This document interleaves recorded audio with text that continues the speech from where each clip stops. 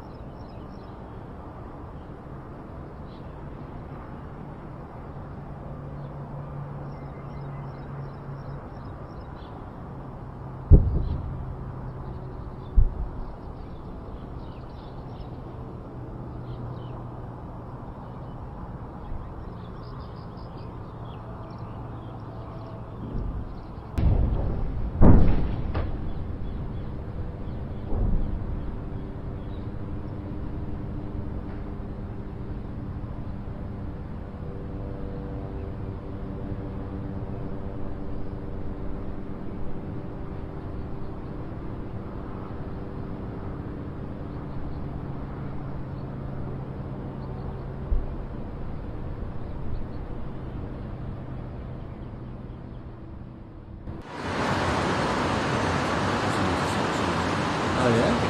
They can cut it off and come out straight like that.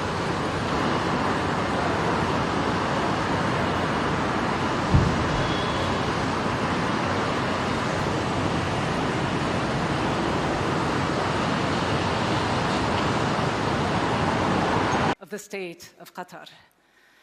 Dennis Francis, President of the 78th region, and for a panel that couldn't be more important. Prime Minister, 2 months into this conflict, as many as 18... Seeing these images right now that's coming out of Gaza every day is not just affecting those forces which are in Lebanon, Yemen, or in Iraq, but it also affects an entire generation that might be radicalized because of these images, and seeing the international community not responding responsibly to it. This matters for the governance.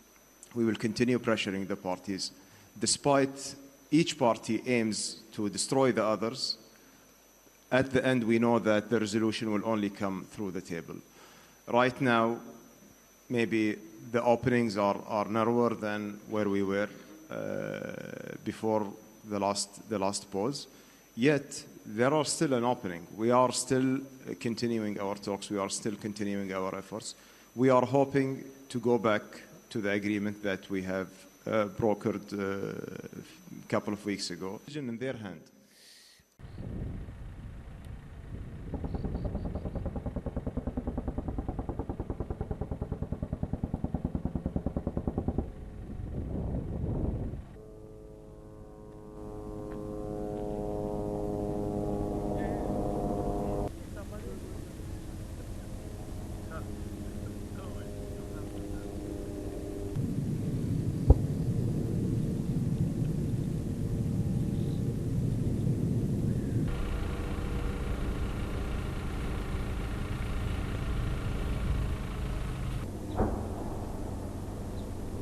לשלט על הכביש הראשי, ותלמיד תיכנס שם ותתקשר.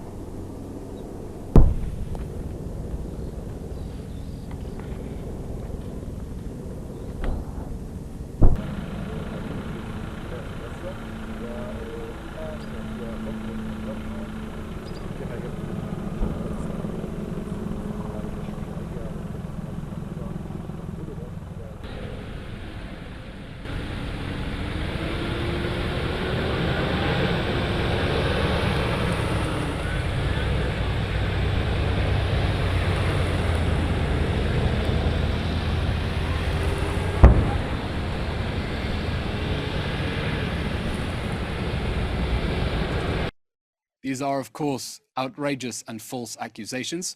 Israel is fighting to defend itself from the monsters who perpetrated the October 7th massacre, and the purpose of our campaign is to bring those monsters to justice and ensure that they can never again hurt our people, as Hamas has been using the Gaza Strip over the last 16 years in its reign of terror in order to hurt the people of Israel.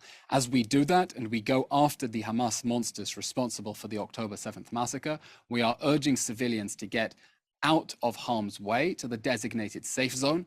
Over the past day, ground, air, and naval forces have struck over 250 terror targets in Gaza. We have been locating and destroying weapons, conducting targeted raids, and of course, destroying underground terror tunnel shafts. For the first time this war, the Artillery Corps has been operating inside the Gaza Strip, striking terror targets in Shuja'iyah, including booby-trapped houses and weapons depots. An update from the Northern Front: the IDF continues to repel and deter Hezbollah aggression from Lebanon. The Air Force has struck a series of Hezbollah targets, including operational headquarters. Following sirens in the western Galilee in northern Israel, the IDF identified and successfully intercepted suspicious aerial targets entering into our airspace from Lebanon.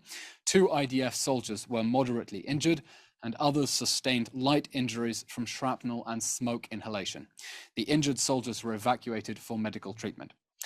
IAF fighter jets have been targeting Hezbollah terror sites in Lebanon, including infrastructure, launchers, and military compounds. Additionally, the IDF thwarted a terrorist cell attempting to launch anti-tank missiles near Zar'it in northern Lebanon. Ongoing IDF operations continue to target Hezbollah in Lebanese territory, and we reaffirm what we have been saying since day one, that the state of Israel is not interested in a war on 2 fronts, and that if Hezbollah chooses to drag Israel into a full-scale war that we are trying to prevent at this point, the consequences for Lebanon and for Hezbollah will be severe.